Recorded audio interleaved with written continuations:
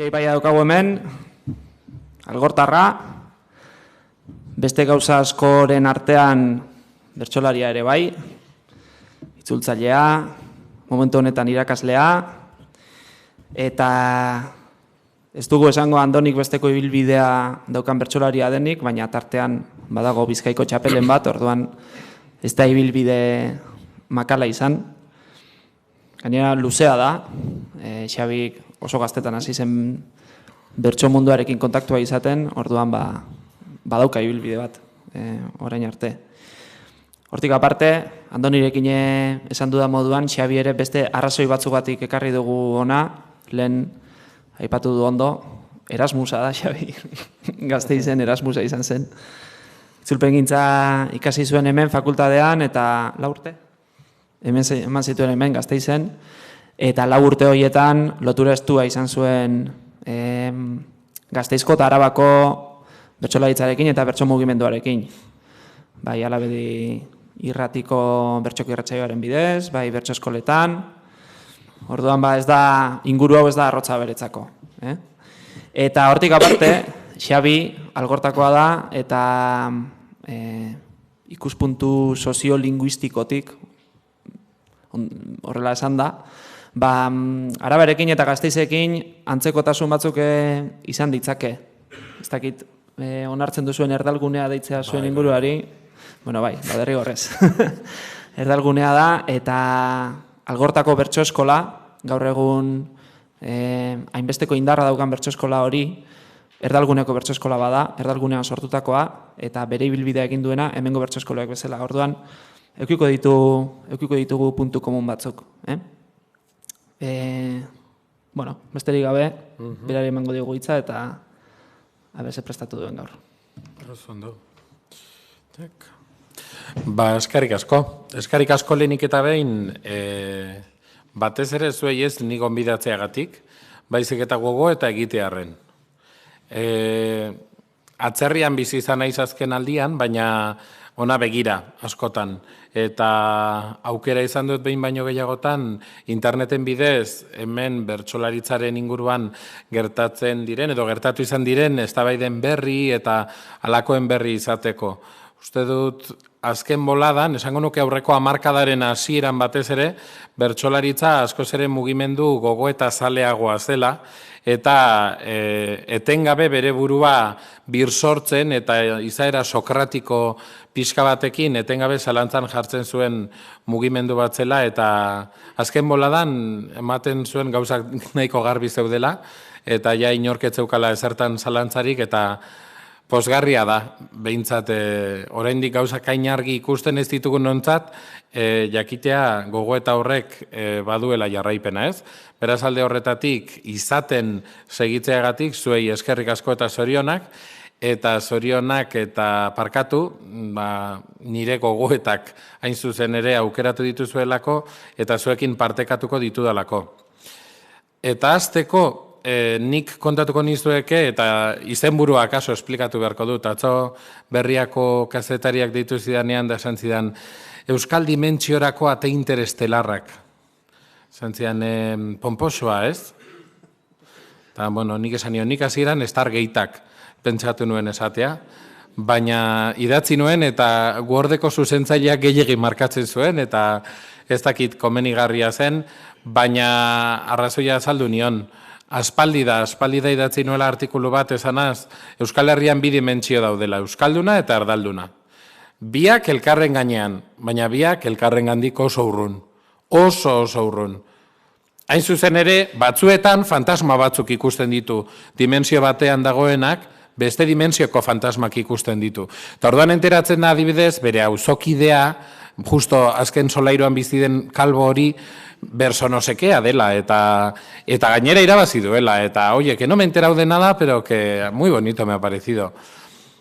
Olako fantasma bat, ez? Baina benetan ez badaki zer den, baina ez dauka oso garbi, niri anekdota oso antzeko gertatu zitzaidan, Bizkaiko txapela irabazi nuenean, auzokide batek, Extremaduratik etorriak esan zidan, oye, ya me he enterado que has ganado algo, que es como jazz, pero cantando, ¿no?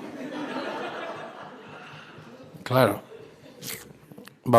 definizio gisa ez dago gaizki, Baina gizon horrek ikusi izan balu normalean bertsolari batzuek ze gaizki kantatzen duten, ez dakit jasarena ere asko onartuko lukeen, Baina tira. Eta zergatik ate interestelarrak nik uste dut bi dimensioiek existitu egiten direla oraindik, eta zuek ezagutuko dituzue dudarik gabe. Eta batetik bestera salto egiteko, eta bide luze hori, bai, lekutik mugitu gabe, bidaia luze hori egiteko, nik neuk ezagutzen dudan tresnarik onena bertso eskola izan da. Niretzat, Algortako bertso eskola, Joseba Sancho eta Jon Lopategi, eta gero Gasteizko bertso eskola, horiek baitira nik ezagutu izan ditudanak, izan dira ni euskal dimensiora ondoen eraman nauten ate interestelarrak. Batzuek hurbildu ninduten pixkanaka, eta beste batzuek ja osorik eraman ninduten beste dimensioraino, dimensio horretan gustura eta pozik sentitu arte. Ze izan ziteken tarteka joan eta etortzea, ez? Baina ez, ja norberak bere burua aurkitu arte leku horretan. Eta hori da gaur nire hitzaldian neurri batean aldarrikatzeran atorrela. Hori bai, bereziki erdalgunetako bertso eskolek egiten dute hori, konturatuko zinetenik erdalgunetakoak ezagutu ditu dela. Euskalguneko desente ezagutzen ditut, baino kanpotik. Bai, entzunak eta lagun ditut asko han hemen, baina ez ditut hainbeste ezagutzen. Nik gaur 4 punturi erantzun nahi nieke. Ikusi duzue, saio horretan izan nintzen, argazkia horregatik hartu dut, uste dut. Okerrezpanago nire txapelketako azken aurreko saioetako bat izan zela, Euskal Herrikoan. 4 puntu, ez dira nik neure buruari jarriak ezpada manesi lapurtuak gerora mai inguruan planteatzeko, bai? Mai inguruan hain zuzen ere gai hauek aterako ditugu, eta niri iruditu zitzaidan, nire hitzaldia baliatu nahi nuela hain zuzen ere oiei, bai erantzun luzeagoa eman, eta bai nire, nolabaiteko sarrera gisako bat emateko, besteek ere lasai asko egurtu dezazuen ondoren nire iritzia. Beraz, laugaldera eta ikusten duzuenez, Euskararen normalizazioarekin lotura desentekoa dutenak. Lehenbiziko puntuan, zer ekarri dio bertsolaritzak Euskararen normalizazioari zioen galderak, eta ondoren izan erdalgunean, izan Euskarak presentzia handiagoa duen eremuetan. Izango da azken boladan unibertsitatean asko nabilela eta artikulu akademikoak idazten ditu dela, eta orduan berehala sentitu nuen gauzak definitzeko beharra. Zer da bertsolaritza? Nor da bertsolaritza? Eta orduan, erabaki nuen hasteko hori definitzea. Eta esatea, niretzat bertsolaritza mugimendu gisa, da bertsozale elkarteek, bai, dakizuenez, Euskal Herrian dauden bertsozale elkarte horiek guztiek, duela gutxi aritz zerain koordinatzaile nagusiari elkarrizketa egin zioten argian, da denera 77 langile dituen elkarte sare horretaz nabilain zuzen ere, nolabait elkarte sare horrek bideratzen duen mugimendua jakina bertso eskolen lanarekin batuta hau da. Bertsolaritzarekin erabateko harremana duen mugimendua eta sustatzea helburu duena, baina izan bertsozale elkarten bitartez, izan bertso eskolen bitartez. Bertso eskola gisa, nik neuk zer kontsideratzen dudan komeni da esatea. Eta hortxe jarri dut. Herri batean bertsolariak edo bertsozaleak eta parentesi artean jartzen dut hori, egoera ideal batean nik uste dut bertsozaleak elituzkela bertso eskolak sortu behar.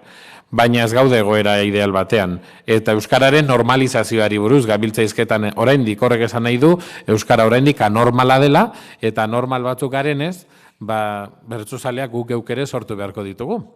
Beraz, herri batean bertsolariak edo bertsozaleak sortzeko xedea duen hori bai ente autonomoa. Eta autonomoarekin zer esan nahi dut, bain zuzen ere, demagun, oraintxe bertan, Urkulluk erabakitzen duela murrizketeak direla eta gauzak kendu behar direla, eta bertsolaritzaren mugimenduari, ikusten duzuen goiko horri, diru laguntza kentzea erabakitzen duela, nolabait hor geldituko litzatekena, hor eutxiko lioken masa benetako hori, bertso eskola horrek hor segituko baldin balu, Orduan nik kontsideratzen dut hori autonomoa izango litzatekela. Nolabait ez duelako erabateko dependentzia, eta bereziki ekonomikoa, bai, beste dependentzia batzuk egon daitezke, baina horiek ja kasuan aztertuko nituzke. Euskararen normalizazioa zer den, hori ere, esaten nuen, bueno, definitu dezagun Euskal Hiztun osoak nahi dituen proiektu soziopolitikoa, uste dut nik dela, ez?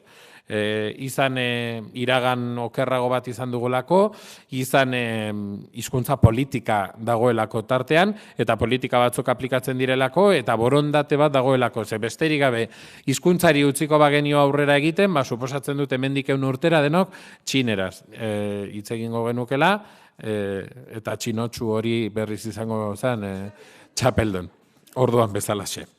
Eta azkenik, Euskalgintza hau, behitu, hemen itzulpengintza ikasten nuenean jarri ziguten Euskalgintza testu batean da zenuen, dau gaztelaniaz nola da. Y bueno, pues vale, la promoción y fomento del uso del euskera olako gauza luze bat, ez da, azken batean, bueno, badakigu zer den, baina komeni da elkarte eta enpresa sare bat dela, azken batean ala delako, ez? Euskara sustatzea xede duena, ez xede nagusi, ez xede bakar, bai? Bertso eskola bat, euskalgintzaren parte kontsideratzen dut nik, baina bere helburua ez da euskara sustatzea. Edo euskara sustatzea baldin bada bere helburu nagusia gaizki. Ari da bertso eskola hori nire ustez. Bai? Bertso eskola batean euskara izan behar da tresna, bidea, ez helburua. Helburua izan dadila ume horren gurasoentzat. Akaso, behitu horrela ere euskara hobetuko du, edo arnazgune bat da eta arnazgune horretan hobetuko du, baina ume horrek ezin du sentitu, bai, hemen ondo, hemen txenago, oasi honetan euskaraz babestuta eta euskara zer sustatzen. Norbere baitan, ez. Hori sentitzen dugun momentutik ez da oso komenigarria, ez? Eta orduan, hori esan da, claro, komeniko da jakitea euskara non normalizatu behar den, non ez, non dauden bertso eskolak, non dago jendea, eta esan dizuet, serio jarri naiz, mapa hartu dut, eta mapa honetan azaltzen da ikusten duzuenez Euskal Herriko populazioa. Non dagoen jendea, hor kolore ilunagoa, bai? Eta beraz, ingurune txurietan ez dago inor. Badakizue, aprobetxatu. Eta non dago jendea, nagusiki 3 gune aipatuko nituzke, eta jakina datuak ere baditut, baina lurralde populatuena Bizkaia da, Bizkaiak ia populazioaren erdia du.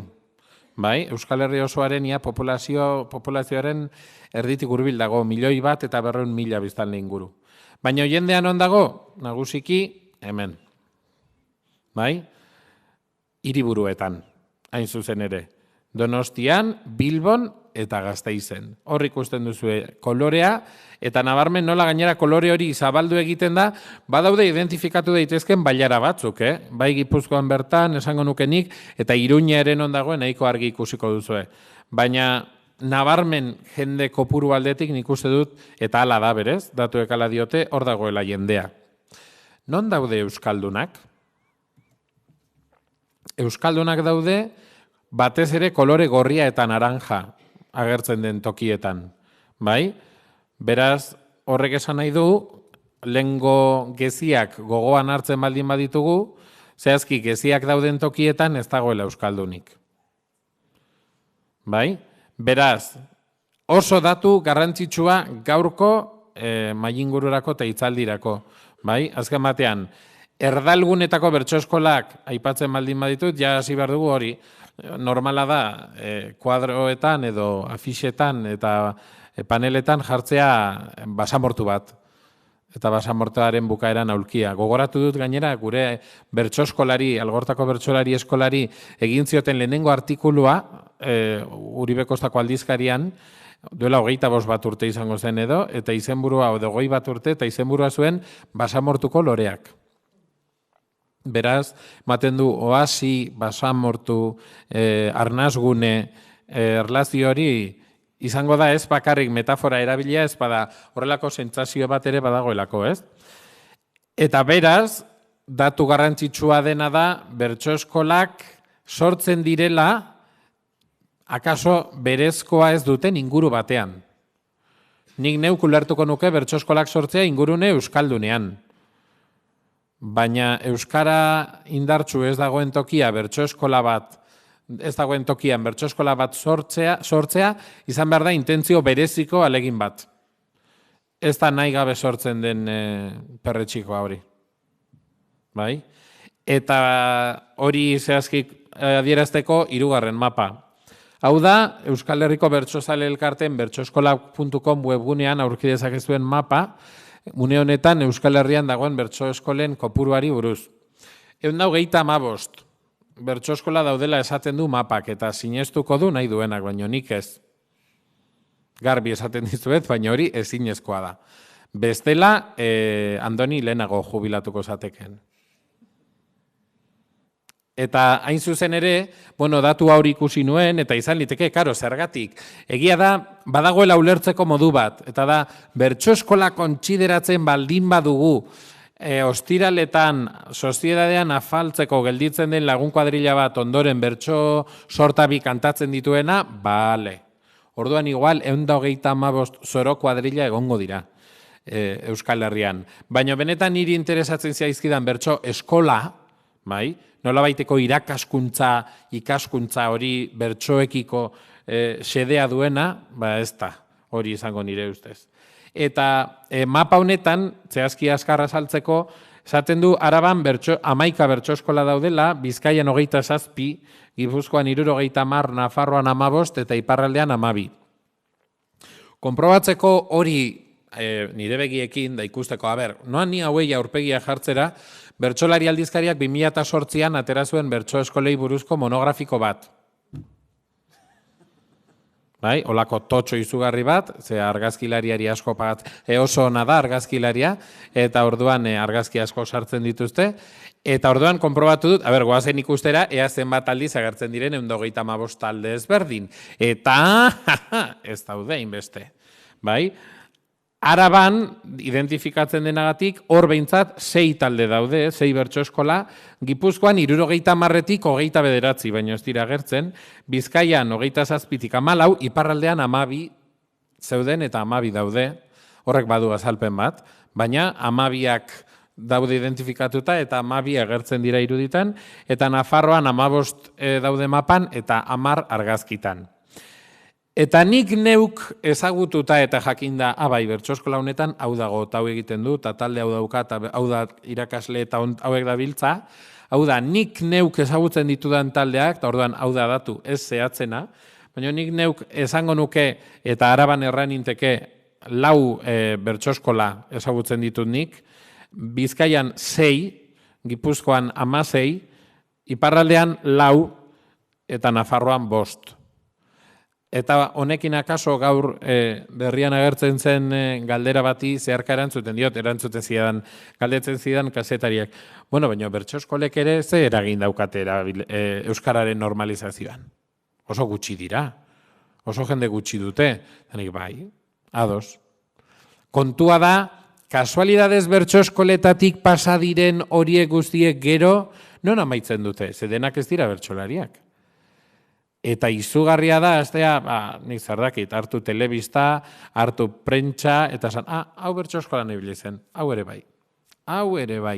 Eta denak ez dira bertsolari, baina bertso eskolek sormena lantzeko lekua eskaintzen dute, eta badira hori ere. Eta horregatik, ez dugu esango hau da, nik ezakit nola neurtzen den gerora bertso eskolen arrakasta. Neurtuko baldin badugu, zenbat Euskal Herriko txapeldun dauzkaz zure bertso eskolak? Kabo, itxiatea eta guazen. Zarauztarrek nik ezakit ere beretzat ardezaketen, txapel gehien dituna, igual erdibana, batzuk Araban, batzuk Euskalo. Eta orduan hori ez da inerraza. Baina 3 mapa hauek oso garbi erakusten dutena da, bertso eskolak erdalgunean egon badaudela, baina ez daudela euskaldunen inguruan, eta beraz, euren testu ingurua erabat ezberdina dela. erabat ezberdina. Eta nik neuk anekdotak ematen hasteko, oso ondo gogoratzen dut, niretzat, ostegunak oso famatuak izango dira Gasteizen, baina niretzat asteazkenak asko sobeak ziren. Bertso eskola eguna zen, gu 8 elkartzen ginen, Amaia zentroan, bertsotan egiten genuen, baina gero askotan, amaitzen genuen orduko 70-an, existitzen zen bokadillorik handiena faltzen, sagardoarekin, eta jakinda, inguruan zegoen jendearen parte handi batek etzekiela gu bertsotan ari ginela ere. Eta noiz amaitzen genuen, eta non, ez dizuet kontatuko, baina asteazkena batzuetan izugarri luzatzen zen. Eta hori, adibidez, pentsatu nahi dut, Euskal guneko herri batean oso ezberdina izango zela. Oso ezberdina. Bai, izaera oasiko edo arnazguneko hori. Beraz, eta gogoratu, bai, bertsoskolak egon badaude, erdalgunetan, hau da, populazioa dagoen tokietan bertsoskolak badaude. Bertsolaritzaren mugimendua dagoen ez dakit, erabat. Zergatik, bain zuzen ere definituta elementu horiek guztiak, zer den bertsolaritza, zer den bertsoeskola, zer den euskalgunea, zer den erdalgunea, bueno, orain bai, iruditzen zaite galderari erantzun aldio dela. Zer ekarri dio bertsolaritzak euskalgintzari? Nire ustez antolaketa eredugarria eman dio. Bertsolaritzak izan bertsozale elkarteak bere historian zehar izan duen antolaketa eredua, izan bertsoeskolekin behar izan duenean, izan duen harremana txapelketak antolatzeko, aurrera ateratzeko tokian gertatu izan direnak, nik uste dut nahiko lukela hori beste edozein mugimendu sozialek Euskal Herrian. Eta ez dakitagoen. Bai? Tamalez. Eta bestetik ere euskalgintzari bertsolaritzak eman diona da mugimendu soziala. Azken batean nik neuk enekien eta ez dut, baina orain ja ez zaitain azten zaila egiten, txapelketek gaur egun helburu bat dute. Sortu zirenean, ikertzaileek esaten dutenez, sortu ziren Lorellokoen moldaera bat antolatzeko, baina bereziki Eusko Alderdi Jeltzaleak eta zenbait euskaltzalek, bertsolarien arteko lehiaketa baliatu nahi zutelako euskal zena indartzeko. Eta nik uste dut hori oraindik bete egiten duela. Bai, gizartearen helburu hori, euskal zen hori, bete egiten du. Bestela, etzen gertatuko 2009ko Euskal Herriko finalean adibidez, hori berriro ere betetzea, edo eta egunean zehar, txapelketak sekulako jarraipena izatea telebista eta irrati bidez. Ezakidana da hori, bertsolaritzarentzat gaur egun erabat ona den. Gizartearen zerbitzura erabat jarritako mugimendu gisa bai, baina bertsolarien jardun kultural, izan profesional, izan sormenezko gisa, txalantza daukat. Ez dakit oraindik zein den erantzuna. Kasu batzuetan ulertu dezaket lotura hori eta identidadea suspertzeko bide hori. Baina bertsolaritzak nire ustez bere bideari segitu behar dio. Bertsoeskolek bezala. Bertsoeskoletara joan behar da eta bertsotan egin, eta kantatu, eta disfrutatu, eta bizi euskaraz. Horrek egingo dio mesedea handiena Euskal Herriari eta euskararen normalizazioari. Gaien antolaketan eta gaiak nola bideratzen ditugun eta zer egiten dugun azten baldin bagara pentsatzen eta nolabait horrek pentsatuz baldintzatu dezakela mugimendua ni neu ja enaiz horren aldekoa. Bertsolaritzak euskalguneari, ez mugimenduari espada euskaldunei, bai? Nolabait erreserbatan batuta dauden euskaldun hoiei, txintxo bizi direnak, goxo-goxo, erdaldunik gabe inguruan, jarduera eredugarri bat eman di ere, eta batez ere aldirako eskaintza kultural bat, bai? Bertso saioak hori dira, azken batean, izan daitezke, azken moladen esango nuke, desente ugaritzen ari direla helburu jakin baten aldeko bertso saioak, baina bestela ere, oraindik bertso saio ugari antolatzen dira, 1000-tik gora, bertso afariak, saioak, normal askoak, helburu epidiktiko edo disfruterako helburu nagusi horrekin, bai? Hori bai, eta bigarrena berriro ere, ez dakit esparru kultural bat eskaintzen du bertsolaritzak, baina ez dakita politikoa den. Ez dakita politikoa izan behar duen, baina seguru nagoa politikoa ez balitz, euskaldun gehiago edo jende gehiago gerturatuko litzatekela. Ez dakidana da galduko ote genituzken beste asko. Bai? Autu bat egin zen momentu batean. Nik neuk ezaguna da, 2009ko txapelketaren bukaeran, finalaren ondoren, biharamunean artikulu bat atera nuen, ezanaz, nire ustez, gai askok testuinguru politiko markatu batekiko erreferentzia zutela. Eta nire ustez, hori akaso etzela inkomenigarria bertsolaritzaren zat. Ez diotegia eztenik, erresan behar eztenik, baina horrek euskararen normalizazioari zer ekarriko dio, gero betikoek esango digutela, hemen daude politiko hauek eta politizatuta, eta beti gauza bera esaten dute. Bestaldean sortzen zaidan galdera da, baina hori egiten ez badugu etorriko ziren 14.000 eta txalo joko zioten presoen gaiari bakarrik, ez bertsoei. Ez dakit, duda daukat, masa kontua da, eta azken galdera sortzen zaidana hor da, eta hori pentsatu behar dugu? Pentsatu behar dugu horretan bertsolaritzak mugimendu moduan pentsatu behar du nor erakartzen duen, edo eta bertsolaritza jarduera kultural, gisa, izan literario nahi baldin baduzue, profesional gisa alik eta honena izan dadin, da kalitatezkoena eta emankorrena izan dadin zer egin behar duen baizik.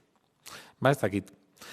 Eta bertsolaritzak erdalguneari zer eman dion, nik uste dut nik neuk nire kexandienak hor ditut. Nire ustez, bertsolaritzak ikusgarritasun txikia dauka oraindik. Andoniren auzokoak jakin behar du Andoni nor den, zenbat aldiz irabazi duen. No me he enterado nada, pero me gusta da lehenengo pauso polita, baina bigarren pauso polita izan marko zan, es que me avergüenzo de no saber nada. Porque ya no me vale hablar de Franco ni de no sé quién. Ya orain da euskara ikasi. Eta horren parte izan, eta jakin hau galtzen ari zara, Bertsolaritza da Euskal Herriaren euneko bat. Euneko jakin bat, eguneroko bizitzan. Eta euskaraz ez badakizu, hau ez dago. Nik ez diot, bertso saioak erdaraz egin behar direnik, baina pedagogia kaso bai. Niri grazia egiten dit, mundu oso antzear ibilitanago bertsolaritzarekin, eta hori oraindik esaten dut, egunen batean, komunidadeko batzarrean azkenengo puntu bat jarri behar dut, eta bertsolaritza zer den esplikatu. Tentazio hori izaten dut tarteka. Zan, venga, último punto, oye, mira, pues. Baina ez dakit. Uste dut bateratuagoa izan barko zela prozesu hori. Eta bertsoskolei buruz hizketan, zer ekarri diote bertsoskolek euskararen normalizazioari, ezberdintasun hori eginda, bai? Bertsoskolek zehazki, euskalgintzari eman diote tokian tokiko sare bat, bai? Zehazkenean, ez dakize ekitaldi dago, bertsolari behar ditugu. Zeinik ez du egoera hori bizi izan, bai? Emanez, jade pasa aurkezle lan egingo duzu ere?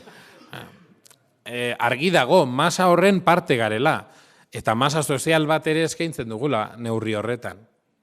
Beraz, euskalgintzaren parte bagara, aktibo. Bertsoskolek euskalguneari zerreman dioten langune soziokulturalak. Zango nuke, honetan, dagoela une honetan bertsolaritzaren arazo handienetako bat. Oso bertsoskola gutxi identifikatzen ditut euskalgunean indartsu daudenak, edo ondoari direnak. Bai? Bertsolaritzan lan egiten dutenak eskolaz kanpoko jardueretan, edo hori beste kontu bat da. Baina bertsoskola, badibidez, duela gutxi aukera izan nuen oinatikoa deskubritzeko, eta iruditzen zait oinatiko bertsoskola sendo dagoela. Bueno, ez dakit, baten batek joan beharko duara, eta ikusiango denean zer dagoen, bestei pasatzeko ere, aldiz entzun delako beste batzuetan gauzak gaizki dabiltzala.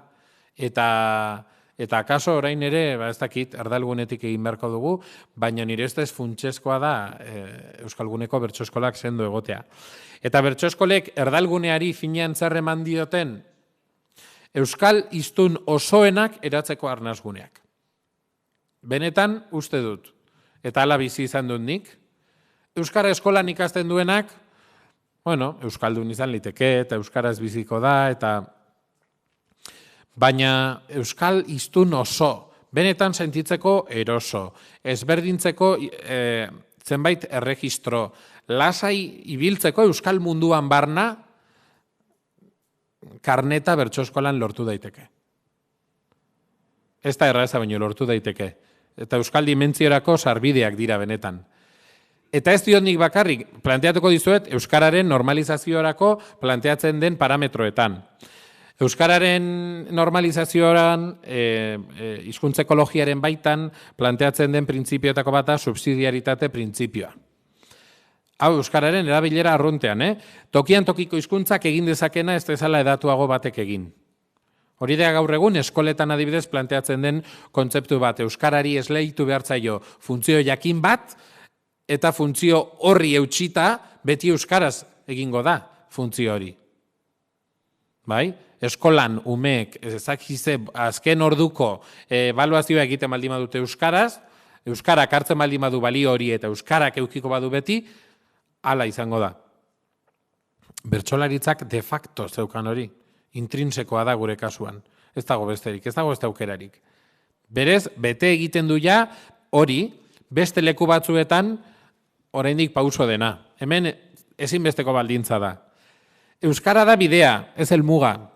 Lehenago iradoki dudan ideia. Euskalduntzeko jardueren helburu komunikatiboa ezin izan daiteke euskara ikastea. Nik, aekara joan, eta euskara ikasten dut. Ja, euskara badakit. Eta orain, zer? Beharko ditut nire arnasguneak, nire inguruak, nire lagunak, nire bizitza, nire realitate bat, ezta? Baina gainera, ez hori bakarrik, euskara ikasteko prozesuan, prozesu horretan bizi izan baldin naiz, komunikatzen eta ez euskaraz ikasten, bai? Nik nahi nuena zan, ura. Eta ez, euskara ikasi behar dut, eta adibidez, ura edango dut. Ez, nik zer nahi dut, eta hori nola lortzen dut. Bertsolaritzak hori ezin bestekoa du. Eta horretan, Andonik planteatzen duen bertsoa bide, horretarako bide dela, nik uste dut gako oso garrantzitsua dela egungo bertso eskoletan, eta honetaz izugarri daki Ainhoa Aranburuk. Ainhoa Aranburu Iruñako hizkuntza eskolako irakaslea da, eta 3. urtez bertso eskolako talde bat du lehen mailan. Euskara ikasteko lehen mailan, bai, ezer ez dakiten horietan, badu aukera, bertso eskola deitzen den modulo bat hartzeko. Eta jendeak hartu egiten du. Eta bertsotan egiten du. Zergatik, izan beharrean hizkuntzaren unibertso zabala, daukatelako bertsolaritzaren bidea. Venga, zerbait esango dugu. Zer? Aldiz bertsoa baldin bada, dira 13 silaba, non baiten amaitu behar du, errimatu behar du, edo igualez, ikasiko dugu. Hau da, bide askoz pautatuagoa da, askoz markatuagoa da, eta orduan horrek, baliabideak emango dizkigu pertsonari, eta zehazki orain pasatuko naiz neure buruari buruz hitz egitera, niri hori gertatu baitzitzaidan. Sekula santa ez dut astuko. 13 urterekin ni Azparnera joan nintzen. Antolatu zen lehenengo bertso udalekuetako batera. Eta bertsotan kenduta, gainerako denean nahiko gaizki pasatu nuen. Baina bertsotan ari nintzeanean ez. 13 urterekin nik eneukan orain daukadan euskara, ez da urrik eman ere, baina bertsotan oso eroso sentitzen nintzen. Eta are gehiago esango dizuet, orduan ja 13 urte nituela Andoniri apustu egin eta nik irabazi nuen.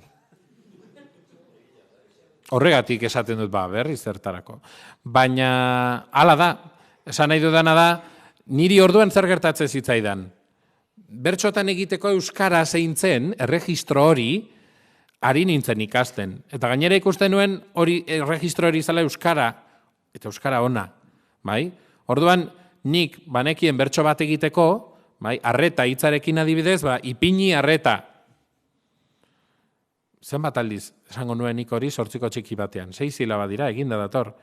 Ipini arreta. Formulak dira. Hoiei formula deitze zaie. Formula hoiek, gero esetxi behar ditugunak eta erabili behar ez ditugunak txapelketetan, euskara ikasteko ezin hobeak dira. Egindako tresnak daude, nik barneratu egiten ditut, eta nik hoiek denak ikasten ditut. Orduan, zer gertatzen zen? Kuban, adibidez, repentistei gertatzen zitzaien iguala. Nik 13 urterekin hitz egiten nuen nire adinari etzegokion euskara batean askotan. Bai? Izango dugu horretarako parada. Karo, baina eske parada errima oso ona da. Hori ulertu ezkero, asko zerrazagoa da. Eta gero, karo, norbera joan behar du hori egokitzen. Baina bertsolaritzak hori ematen zidan. Kaleak ematen ez zidan erregistro bat, kaleak ematen ez zidan bide bat, ze nondik segitu behar dute euskara ikasten, edo euskaraz jarduten. Baina bertsolaritzak ematen zidan. Eta azkenik zer ematen zidan? Plazerra. Nik pipa pasatzen nuen bertxotan. Eta beti izan dut hori betidanik. Hasi nintzen oso ondo gogoratzen, hasi nintzen kopiatzen. Nik ikusten nuen bertso bat, eta bertso hori ikusi, eske, oraindik buruan daukat, Peñagarikanok edo bertsoz bertso libururako egindako bat, 12-13 urterekin, aberen artean bazen berriketa, egin beharra dugu bertso txapelketa. Gaur finala hementxe ospatzen da eta, asto euli tigrea eta tximeleta. 12 urterekin, ni flipatuta. Eta orduan, horrazten ziren bi animali elkarren kontra kantuan, da nik zegin nuen, beste 1000 animali esartu. Karo, altzan moduan, eta horrek azken batean zerrematen digun, edo ze ondorio atera daiteken hortik, ikasi dagoen horretatik, eta horretarako baliatu nuen. Eta batipat, 3. hau, eta hau da hizkuntzan batez ere nerabezaroan gehien erabiltzen den oinarrietako bat. Ekintza batek eragiten duen plazerraren intentsitatea handiagoa bada, ekintza hori euskaraz egiteko alegina baino, norbanakoak euskaraz egingo du. Bertsoskolara joan, eta bertsotan egitea gustatzen bazaizu. Eta gainera, tokatu zaizun irakaslea jatorra bada, edo guapoa, edo majoa, edo... motibatu behar zaitu. Nola edo ala, bai? Egon behar da motivazio bat. Eta jarduna bera motibantea baldin bada, motibagarria bada, eta horren guztiaren pisua baldin bada euskaraz egiteko aleginaren intensidadea baino handiagoa, orduan balantzak argi dago eragingo diedala, alegina egitea, eta euskara hobetuko dut aldan neurrian, bai, ze orduan aurrera segituko dut, eta ezinbestean ala izango da. Beraz, zer ekarri diote finean bertsoskolek? Euskararen ezagutza zabaltzeko eta hobetzeko tokiak dira bertsoskolak. Alde horretatik gehiago egon beharko lirateke. Nik ez dakit berformulatu beharko genuken izenburua. Akaso eta, ez da ditu bertsoskola, edo agian bai, bertso mintegiak, bertso tailerrak edo, hau da, zabaldu, azken batean, ez direla, akaso, Gasteiz batean ez da komenigarria izango esatea bertsoskola dela bertsolariak sortzeko gunea. Agian jende asko ez duelako bertsolari izan nahi. Edo agian bai horretarako eskaintza ere behar du hiri honek. Baina bertsoskolak izan daiteke erraz asko sormena lantzeko, euskaraz bizitzeko eta euskal kultura transmititzeko guneak. Ezinbestean, kontaktuan daudenak beste hainbat disiplinarekin, eta horretan nik ez dizuet zer esango, zuek ezagutzen duzue, baina eukinuen aukera duela hilabete agurainera joateko bertsotan, eta zer nahi duzu esatea, baina amaitzea bertsotan txaranga batekin eta dantzan, niretzat hori amets bat da. Nik ez dakit bertsolari denentzat ala den, baina niretzat horrek ez dauka izenik, bai? Eta horrek erakusten du sormen guneak direla finean.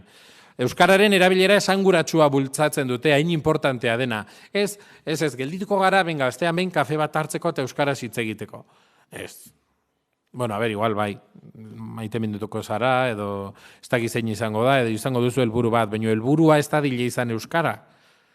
Eta orduan euskararen erabilera hori esanguratsua izango da. Euskal kulturaren ezagutza. Bai? Bilintz bezalako persona bat, Salvador, dokumentala egingo dute, baina dokumentaletik aparte ere, ze bertsoaldi dauzkan gizon horrek. Eta nola ezagutu daiteken gero eta gehiago. Pentsatzea gizon horrek etxetik atera behar zuela bezperan, askotan bertsosaio batzuetara llegatzeko. Eta pentsatzea, agurra ze ondo pentsatuta eramango zuen. Eta halako gauzak, ez? Euskarazko sorkuntza lantzeko guneak dira. Lehenago esan dizuedana.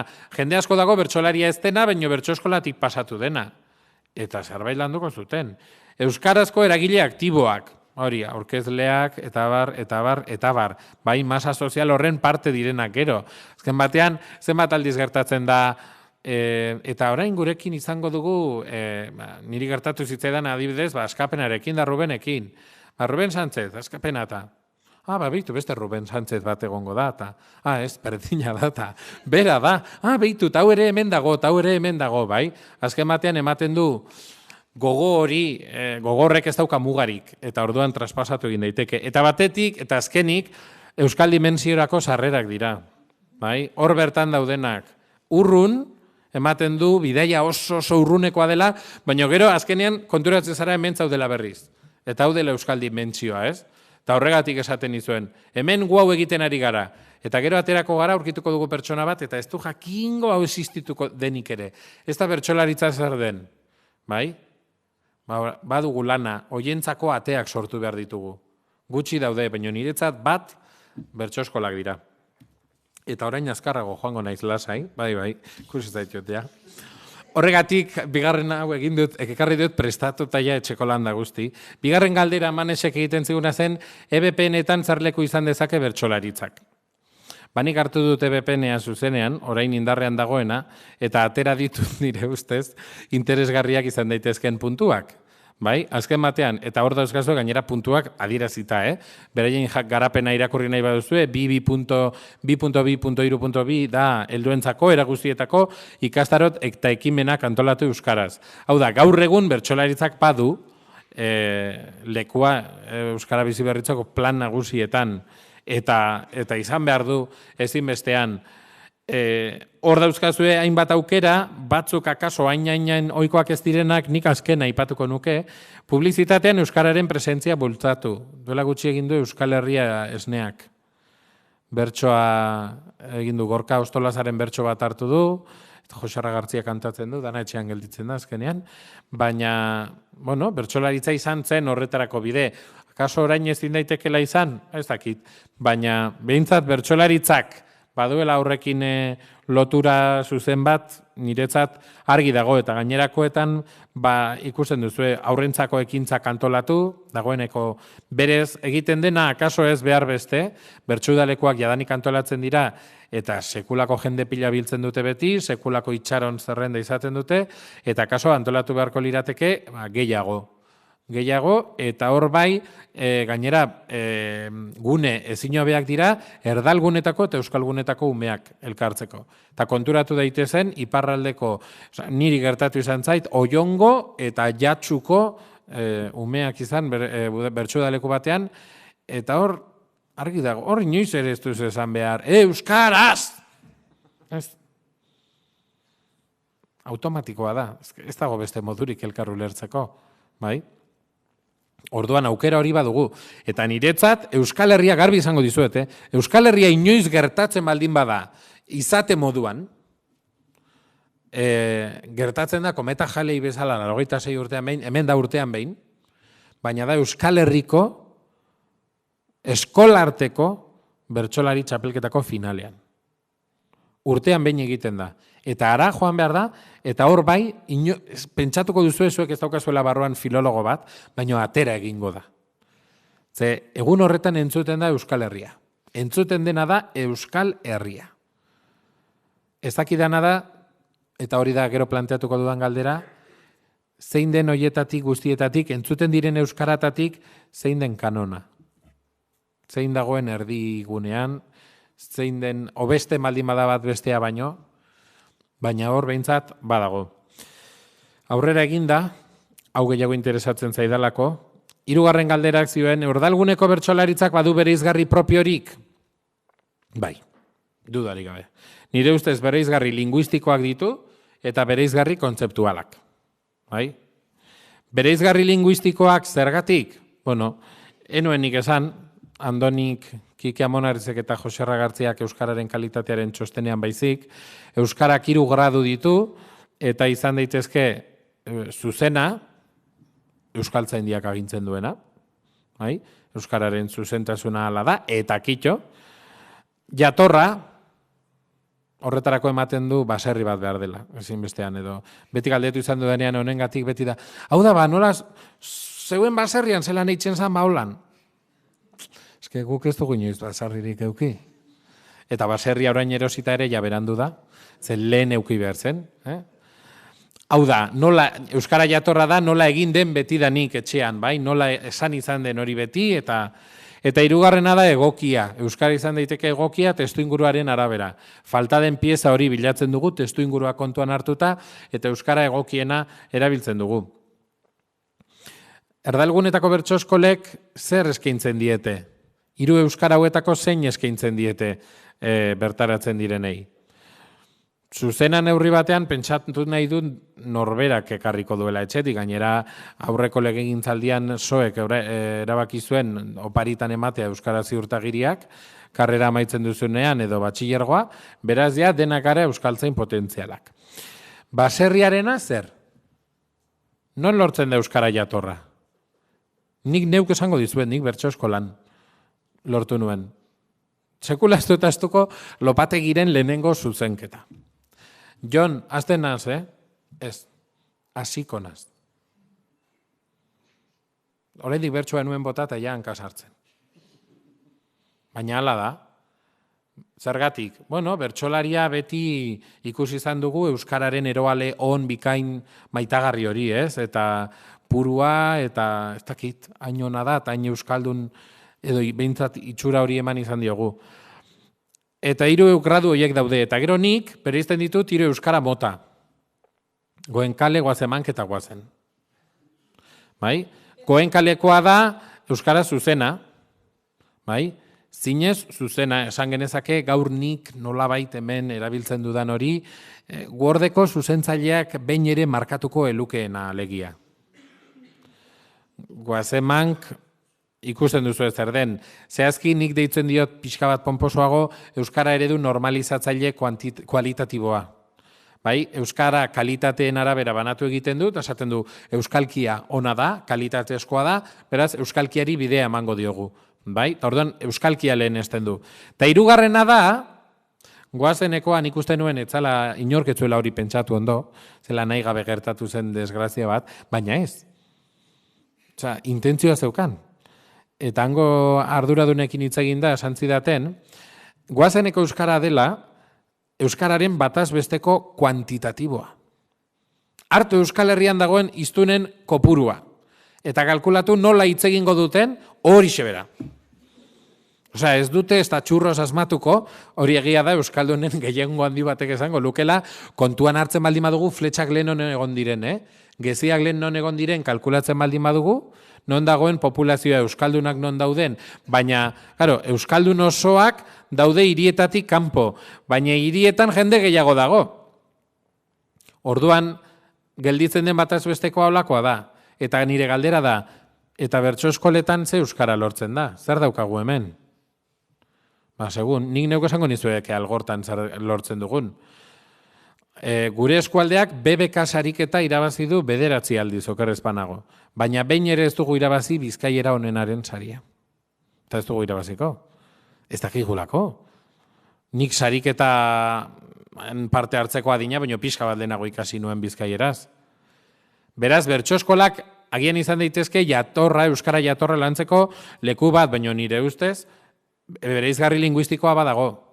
Eta da, falta da euskalkiaren eragin hori, euskara jatorrago horren ausentzia akaso. Zenbat aldiz gertatu zaigu bertso saio batera joan eta esatea. Orain ariketa xelebre bat egingo dugu. Esango dizuegu gure herriko hitz bat eta ea asmatzen duzuen zer esan nahi duen.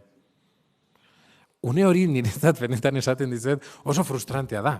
Esaten dut, probabilitatea jakiteko oso txikia da.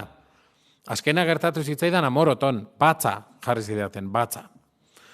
Emakumea bertzalean batza, udal batza, batza omen da, sagardoara egiteko sobran gelditzen diren, sagarren ez dakizzer. Bueno, hori, nik etxean betidanik izan dudan hori, ez baserria behar zen horretarako. Hain zuzen ere, nik esango nuke bereizgarri linguistikoa badagoela. Hain zuzen ere, tokiko hizkeraren eragina dagoelako, eta beraz, gaztelania, frantsesa edo tokian tokiko euskalkiarena badago. Kontua da, bertsolaritza komunikazioa dela.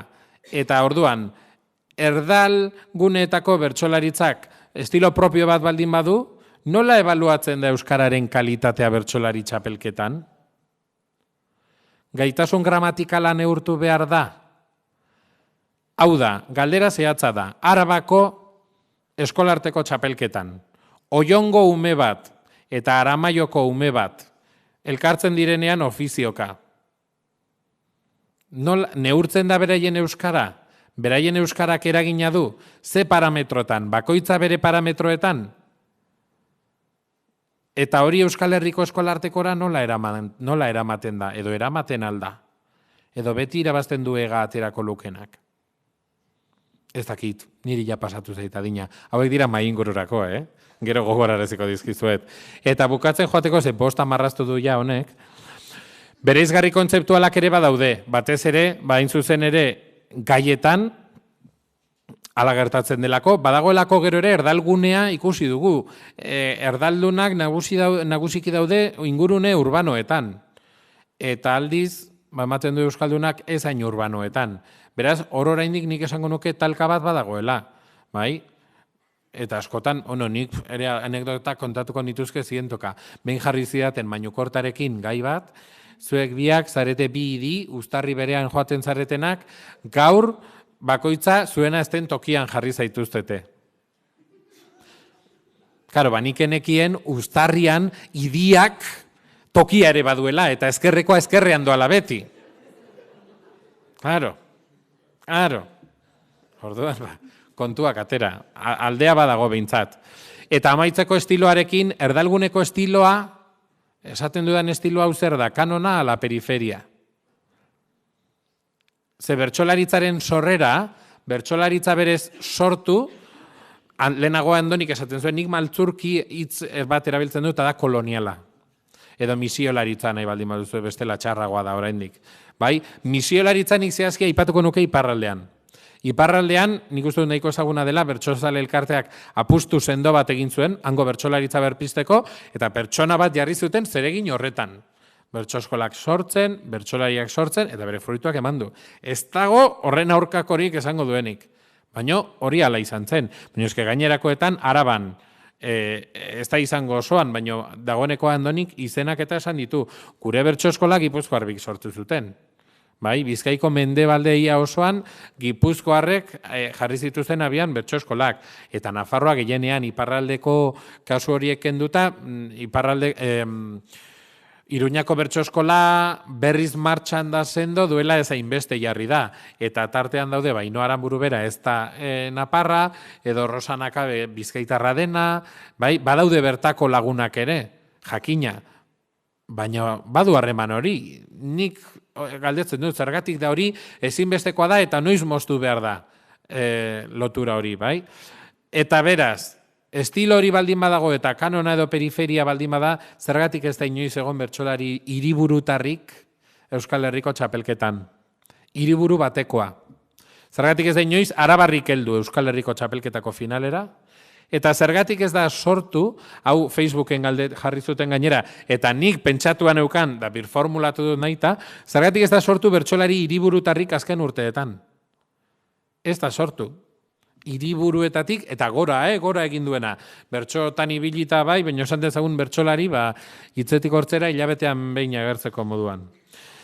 Eta amaitzeko bai, hau, kasi salto egingo dut, nahiago dudalako bukaerarako prestatu dena, nola handitu duen hori, mailan parte edo jorratuko dut, hain zuzen ere, enoelako nahi, hainbeste estatistika eta kontu, aipatu benetan gaia ikusi gabe, eta bertsoskolak zer diren, bai?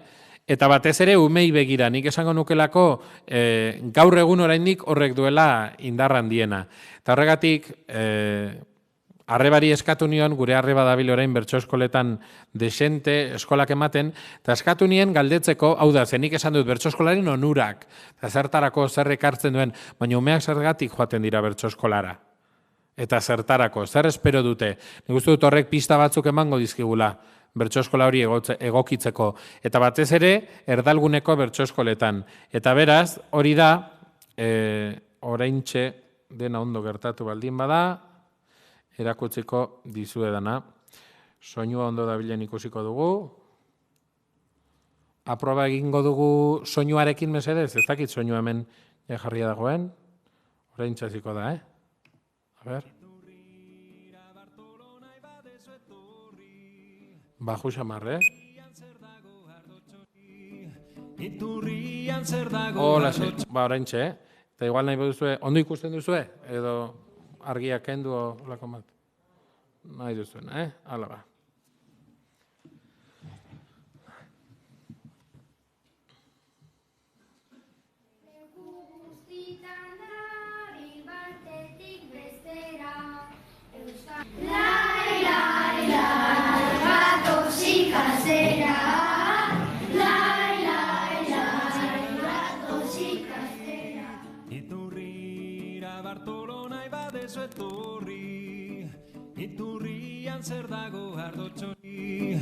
Iturrian zer dago ardotxo zuria, bioke dango degun nahi degun guztia. Zogazu lehenago taldegin iturrira, zure aita jauna guri dago begi. Gustatzen zaigulako eta ondo pasatzen dugulako. Etortzen nahiko bertsolaritzara, bertsoak egitea gustatzen zaidalako eta lagunekin egote. Bertxotara nintzen, gaitasuna nuelako edo nik zilean hori uste nuelako eta gustatzen zaidalako eta bertsolalekoa dugulako, horrelako urtebetetxe jai, Lagun nintzen, nire lagunik onenak etortzen zirelako, bertsoak egitea gustatzen zaidalako eta telebistan entzuten nuen eta nik ere nahi nuen kantatu, euskaraz hitz egiteko eta Ikertzera puntatu naiz, oso impresiona ematen zuelako, euskara lantzeko modu berez bat zelako eta ondo pasatzeko. Baina hau iruditzen zitzaidan sormena zeukan bide bat eta familiak ere bultzatu nago posta Ni bertsolaritzan hasi nintzen, aizpak motibatu ninduelako bertsolalekutara joateko eta bi urtez edo joan nintzen bertsolalekutan bertsotaz ezer jakin gabe eta bertan ikusten nuen jendeak bertsotaz gozatzen zuela eta Algortako bertso eskolan hasi nintzen.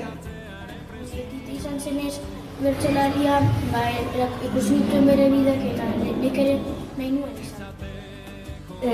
Ni bertsolaritzara apuntatu nintzen, nire familia bultzatu ninduelako. Gainera nire familia beti egon da bertsolide hori.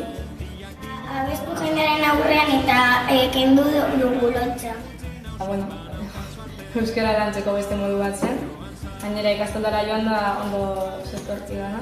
Egunero delako bertsoak gozatzen eta idazten.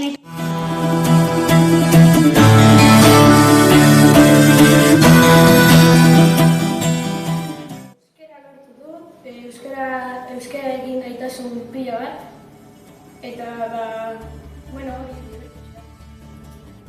zertarako lagun berriak egiteko, euskaraz disfrutatzeko. Ni txapel asko lortzeko eta denak entzuteko ni. Eta jaietan goazenean kaletik gabeinan leku baten posazteko abestien.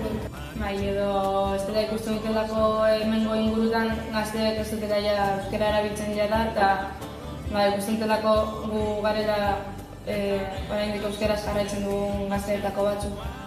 Lagunak entzuten digutenean euskaraz egiten bertsoetan, beraiek ere bai euskaraz hitz egitea. Euskara ez galtzeko balio izango di bertsolaritzak eta nire semea lanei. Nik uste dut bertsolaritzak guren urteetan nire euskara maila hobetzeko balioko didala eta lagun berriak egiteko eta batez ere oso ondo pasatzeko. Pila gauza. Nagusitan izan bertsolaria eta kantatu lagunei adibidez jaietan eta horrela divertitzen gara eta horrelako gauzak. Bertso finaletara joateko ez, baina bertsolari profesionala eta horrela izateko ez, baina bai herrian eta horrela bertsoak botatzeko eta momentu da.